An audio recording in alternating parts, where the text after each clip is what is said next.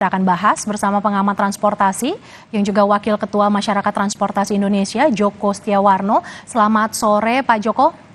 Selamat sore, Mbak. Pak Joko, arus balik di beberapa ruas sudah mulai terlihat ada tren peningkatan.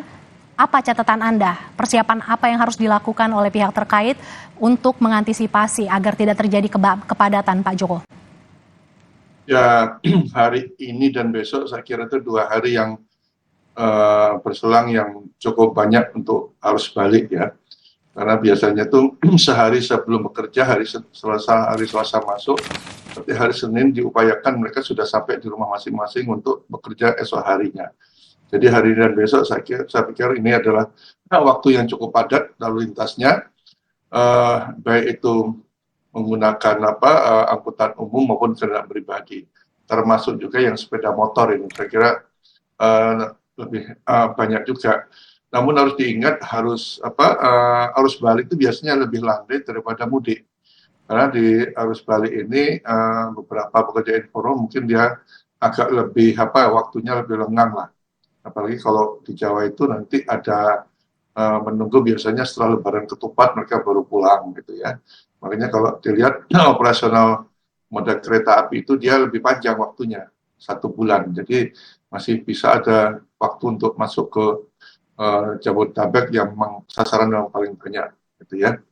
Nah, segala persiapan saya kira dengan beberapa kejadian yang cukup mencengangkan juga kecelakaan di jalan tol seperti KM 58, kemudian di Batang itu menjadi kehati-hatian lah oleh para pemudik ini.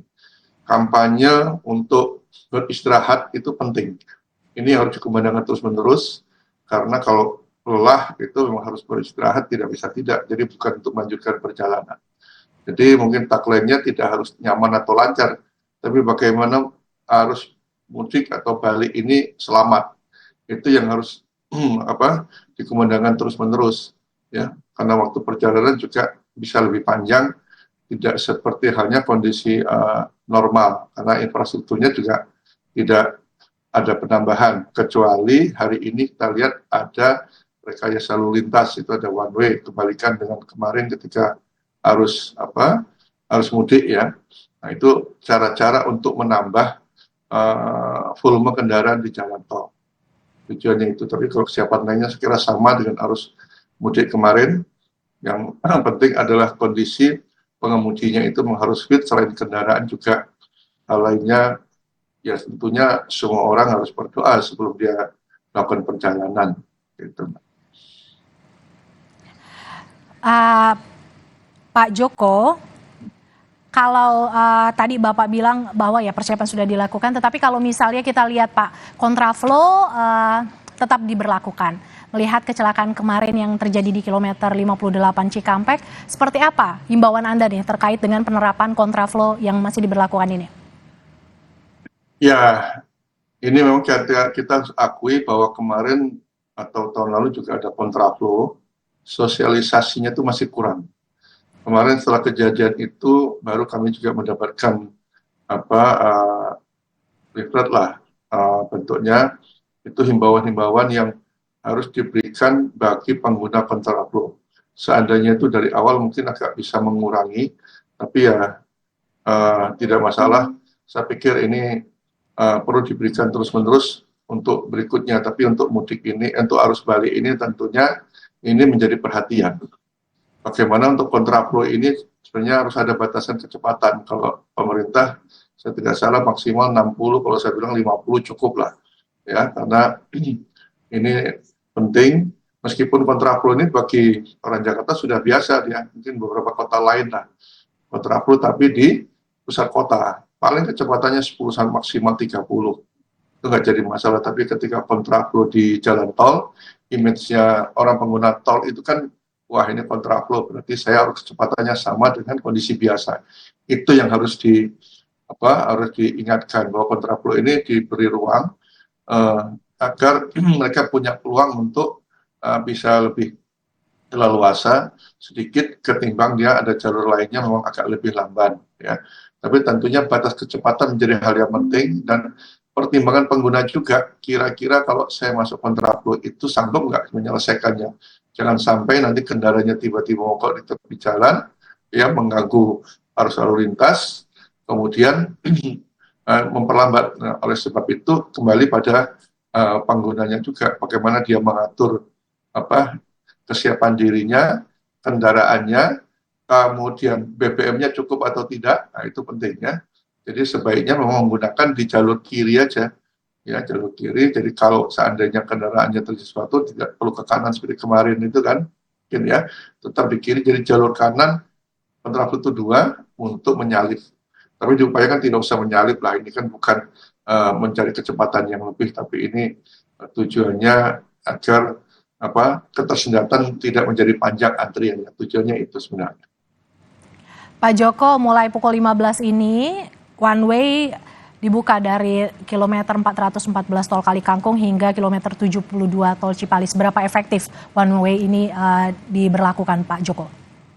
Ya tentunya bagi yang ikut one way senang-senang juga, ya karena dia tanpa hambatan, ya kemudian dia bisa lebih cepat, ya, karena antri. Tapi nanti juga sampai dengan di mana, di Cikampek juga akan lebih lambat. Terus setidaknya tujuannya adalah sebenarnya agar tidak terlalu lama di jalan raya, ya, di jalan tol maksudnya. Tapi tentunya fokusnya pemerintah tidak hanya di jalan tol, jalan arteri sebenarnya harus diperhitungkan juga kalau mau menggunakan jalan arteri ya. Tapi tentunya kalau apalagi ini dikawal seperti ini bisa lebih cepat lah. Oke. Pak Joko, kalau misalnya kita tarik seperti itu, apakah arus balik ini waktunya itu masih lebih bisa dibagi gitu, bisa tersplit gitu kendaraan yang melintas dibandingkan dengan arus mudik kemarin? Ya biasanya kalau ya arus balik ini kan ditambah tadi ada kebijakan untuk ASN-nya kan diberikan untuk bekerja di rumah sampai dengan hari hari Rabu ya. Ya, Selasa dan Rabu. Selasa Rabu kan mestinya hari Selasa kan sudah masuk tanggal 16 itu kan. Kemudian diundur 2 hari. Agak melandai lah. Ya, kalau lihat dari televisi ini kan jaraknya juga masih berjauhan untuk untuk melakukan one way. Saya kira ya kalau katakanlah perjalanan biasanya kalau dari Semarang Jakarta 6 jam ini nanti ya normal ya. Mungkin dengan one way ini ya bisa 8 jam sudah bisa lah, karena nanti tersendatnya biasanya Jakarta Cikampek itu. Ya, karena nggak ada alternatifnya. Tapi karena nanti ada gabungan kendaraan dari Bandung lewat Cipularang itu. Ya rata-rata kemungkinannya 8-9 jam bisa. Seperti halnya kemarin, kami memantau untuk arus mudiknya 8-9, yang biasanya Jakarta Semarang itu 6 jam, ini bisa ya 8-9 jam digunakan. Jadi masih wajar ya. Pak Joko, seberapa efektif sih Pak penerapan bekerja dari rumah atau work from home yang diberlakukan pemerintah kepada para ASN? Ya ini belajar dari tahun lalu. Tahun lalu juga dilakukan seperti itu. Jadi harus balik, ada work from home juga, kerja dari rumah, itu bisa membantu lah tidak begitu padat ketika masa puncaknya. Nah, nanti kita lihat nanti malam dan besok malam lah ya, dua malam ini yang diperkirakan akan terjadi puncaknya itu. Tapi dari tahun lalu memang cukup landai. Pak, yang juga diimbau oleh Kakor Lantas tadi dalam keterangan persnya adalah agar pemudik seperti itu tidak parkir di bahu jalan, dan ketika rest area penuh bisa diarahkan untuk pemudik bisa mengarahkan kendaraan ke pintu keluar tol terdekat, kemudian di arteri terdapat juga rest area. Pantauan Bapak, seberapa efektif penggunaan rest area di luar arteri ini bagi para pemudik, Pak? Karena kan yang jadi catatan, tidak hanya lancar dan juga nyaman, tetapi harus aman bagi pengendara. Seperti apa, Pak? Ya, beberapa gerbang tol, ya, ketika keluar dari gerbang tol itu cukup banyak sekarang, bukan rest area katakanlah seperti di jalan tol, tapi setidaknya itu ada cukup banyak rumah-rumah makan, tempat-tempat istirahat, tempat ibadah juga yang bisa digunakan. Ya, kalau jalur dari mana? Dari ketika mudik kemarin itu di Jawa Tengah cukup banyak, Jawa Timur dari keluar dari tol Salatiga, kemudian Kali Kangkung itu sebenarnya ada tol daerah Kaliwung Mangkang ya, itu juga dekat.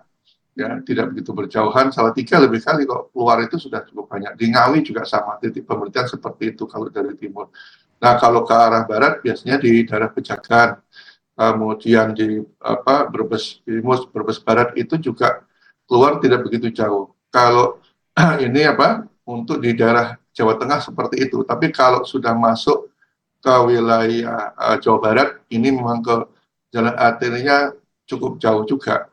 Yang paling dekat itu Subang. Nah, Subang itu keluar sudah ada rest area juga cukup besar. Itu ada milik dari perusahaan PO Bus juga gitu ya.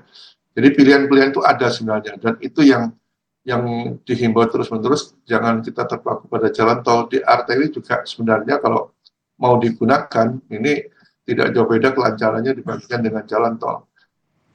Nah, beberapa orang yang lewat jalan arteri yang kami tanyakan juga, mereka waktu tempuhnya hampir sama dengan di jalan tol, bahkan ada yang lebih cepat.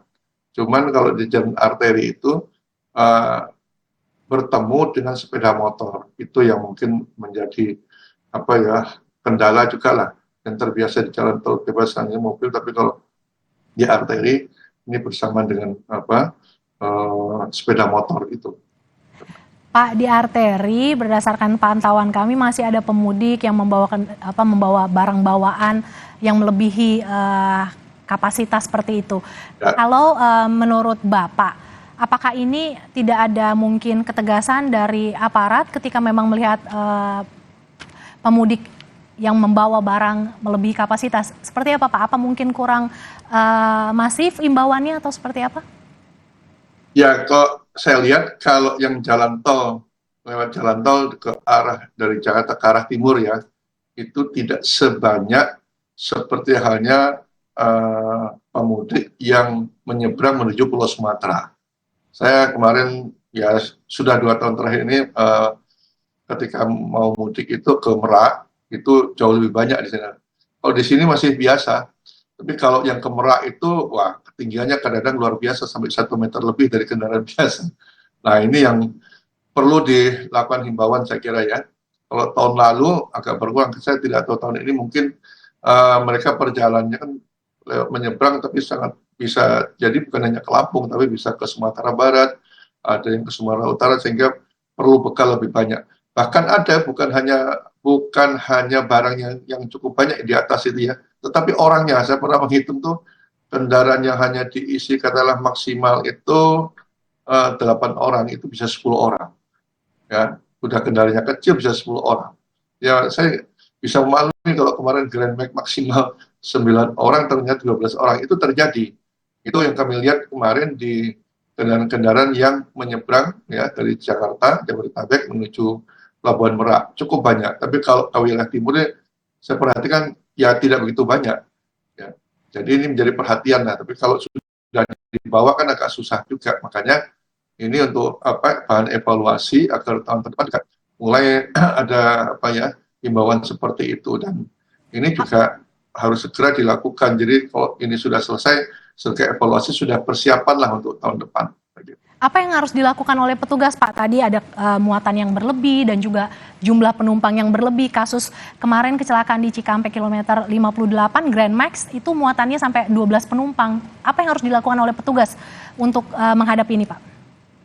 Ya sebenarnya sayangnya di kepolisian ini kalau masa-masa mudik itu tidak ada penilangan, ya cuma pengimbauan. Ini yang sebenarnya harusnya sama ya. Banyak kalau nggak ada penilangan dan sebagainya, jadinya ya seperti ini, toh nggak ada ditilang, Pak, dibiarkan saja cuma himbauan. Tapi saya kira perlu lah, ya. Bukan hanya ini nanti buatan lebih. Kalau nanti ke daerah wisata bisa dilihat itu. Nanti mobil bak terbuka digunakan untuk angkut orang, padahal kan tidak boleh. Ya. Kemudian mungkin juga ada odong-odong nanti digunakan itu. Ya alhamdulillah sampai sekarang nggak ada kecelakaan. Kalau ada kecelakaan nanti ramai lagi beritanya seperti itu ya. Jadi razia itu tidak mengenal waktu lah. Ya kalau memang itu membahayakan daripada terjadi musibah, lebih baik dikendalikan sejak awal. Selain sosialisasi juga tetap itu penilangan tetap dilakukan biar ada efek jerah buat pengguna jalan ini. Pak Joko, kita akan jeda sejenak. Usai break berikut ini, Saudara, Breaking News Kompas TV masih akan kembali. Kita akan berdialog bersama pengamat transportasi yang juga Wakil Ketua Masyarakat Transportasi Indonesia, dan juga kita akan memantau situasi terkini